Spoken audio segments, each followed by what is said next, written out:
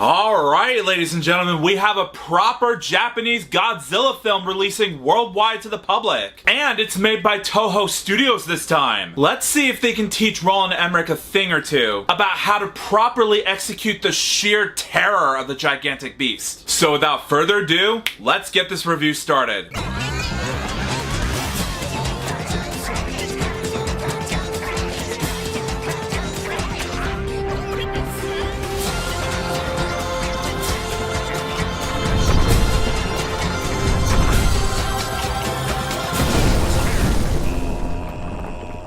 Yo, what is up, my Cinedroids? G to the S here. Today, I'm going to be reviewing the newest and highly anticipated Godzilla film ever made, Godzilla -1. In 1945, at the end of World War II, Koichi Shikishima, played by, if I can pronounce it correctly, Ryunosuke Kamiki, a kamikaze pilot, feigns technical issues with his plane and lands on Oto Island. A dinosaur-like creature known as, of course, Godzilla, appears during the night and attacks the island, killing everybody except Koichi and his lead mechanic, Sasaku Takebana, played by Munetaka Aoki, who blames Koichi for the deaths of others. 2 years later, following his return to Tokyo, Koichi is plagued by the survivor's guilt. He has started a relationship with Noriko Oishi, played by Minami Hamambe, and they have adopted a child, who were lost in the bombings of Tokyo during World War II. Koichi tells Noriko about Godzilla's attack, expressing his survivor's guilt to her. Godzilla then makes landfall,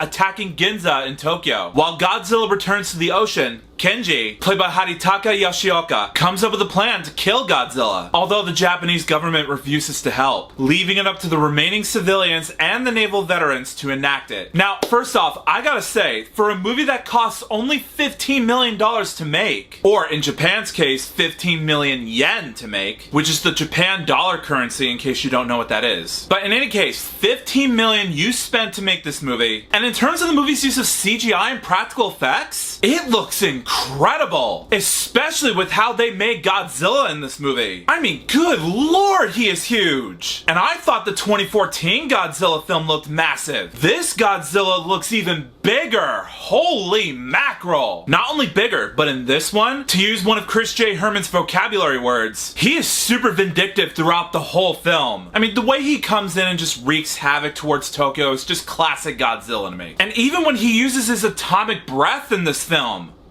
holy crap! It's like a nuclear bomb that he himself created against the city of Ginza, Tokyo. I mean, this damn lizard's insane in this movie. But unlike that horrible 1998 movie, in terms of its execution, they gave him a reason why he's evil in this movie. In the 1998 film, sure, they portrayed Godzilla as a villain throughout the whole film, but I never understood as to why he holds a grudge against the people of New York, which was a crime in of itself if you think about it. But in this movie, there's a valid reason why he's the bad guy throughout the rest of the film. The people of Japan had just rebuilt their homes after the events of World War II back in the late 40s, early 50s. And now they had to deal with Godzilla, who is just the equivalent of an older sibling, who just destroys either their young sibling's school project, Lego structure, a small scale model of a city for the county fair, whatever the situation. He just waddles through and just rains hell on these poor people. And in terms of the movie's use of dramatic and emotional moments and character development, I felt horrible for them, especially for that poor little girl who goes by the name of Akiko, played by Sae Nakatani. No spoilers, but there are a couple moments in the movie where she has an emotional breakdown, and when she starts crying, my heart sank. I almost wanted to cry also for her. Yes, I do have a soul, don't you dare judge me. Act all tough if you want, but don't act like you don't care about that poor little Akiko in this movie. She's just that adorable to watch. She did not deserve to suffer at the claws of Godzilla in this situation. She, along with her father, needs therapy ASAP. But still, matter still stands that the film portrayed Godzilla more aggressively than in his other counterparts, which I thought was awesome. Keep up that streak, Toho. Speaking of which, the direction coaching from a guy who goes by the name of, if I could pronounce it correctly, Takashi Yamasaki, I thought was spot on. The Japanese actors and actresses put in a lot of emotional effort in this film. Now, keep this in mind, guys. This is one of those Godzilla Godzilla films and any Japanese movie in general that does earn the right to use captions on the bottom of the screen. Because unlike a lot of anime that I watch, even if the dubbing on them is terrible, at least I'm able to understand what they're saying when it comes to Japanese animation. But when it comes to live action Japanese films, and this is the same point that I discussed when I did my review of Jiro Dreams of Sushi earlier. I'm not trying to be racist here, but since I can actually see the actors on full display, it's much more immersive to watch a Japanese film or TV show that's in Japanese when it comes to live action. Animation, on the other hand, for me,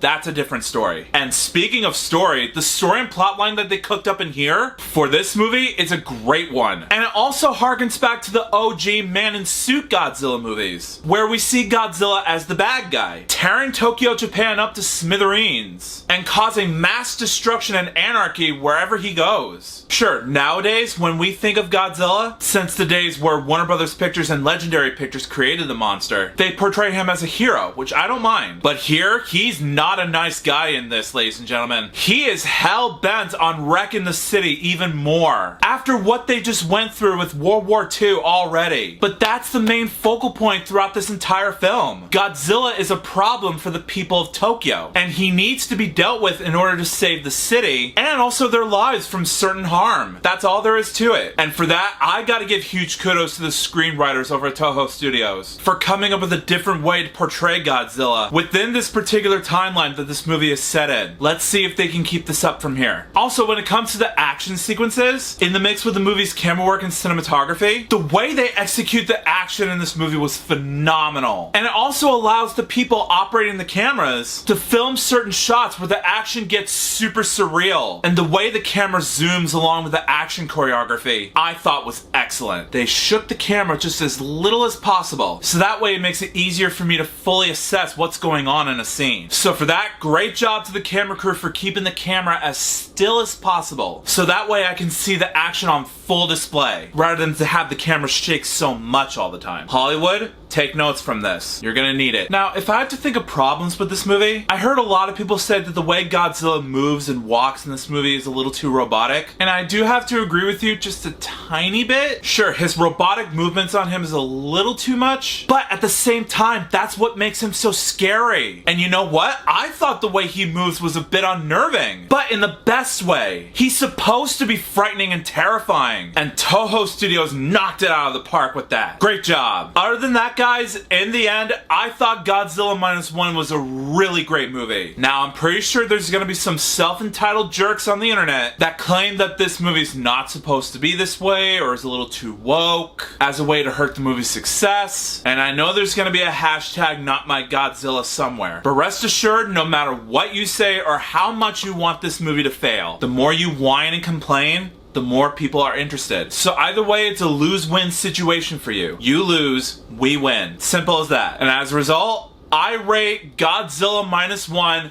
a nuclear 5 out of 5 star blast. Ah, see what I just did there? Not only one of the best Godzilla films as of late, but one of the best movies, period. If you haven't got the chance, go see it. Trust me, you might enjoy it as much as I do. So Godzilla Minus One, have you seen it? If you haven't, please do so. Don't listen to what the trolls on the internet say. It's a fantastic Godzilla film. Check it out while you still have the chance. But for those of you who have, come back and let me know in the comments what you thought about it. Also, if you like this video and you want to see some more, make sure that like button shines in your face. That'll totally help me out a ton. Also, share it with your family and friends and favorite it. That's a very good way to show support for this review. Also, if you're new to my channel, make sure to subscribe and ring that bell right next to you so you can be notified of future videos that I have in store for you. Also, if you want a shout out in a future video, just follow me on my Instagram page and I will choose one of my Cinedroids to be displayed as a shout out. The link's in the description below. Also, you guys don't have to do this if you don't want to. I understand. But if there's a rare chance that you are interested in doing so, there's a little join button down below the video, just right next to the subscribe button. If you click on it, not only will you join my YouTube membership program, but you'll also have access to custom loyalty badges, custom made emojis that I created for myself, and a special shout out from yours truly. So if you want to become a member,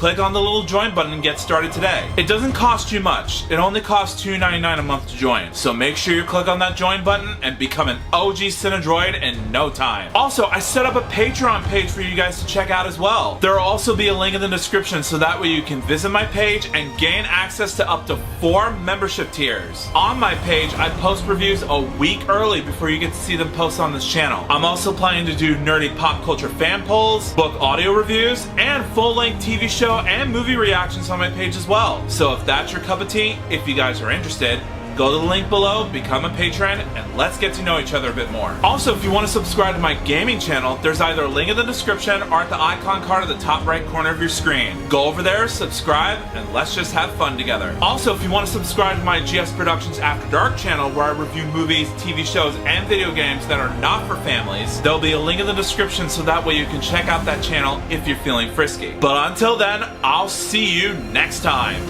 Peace out.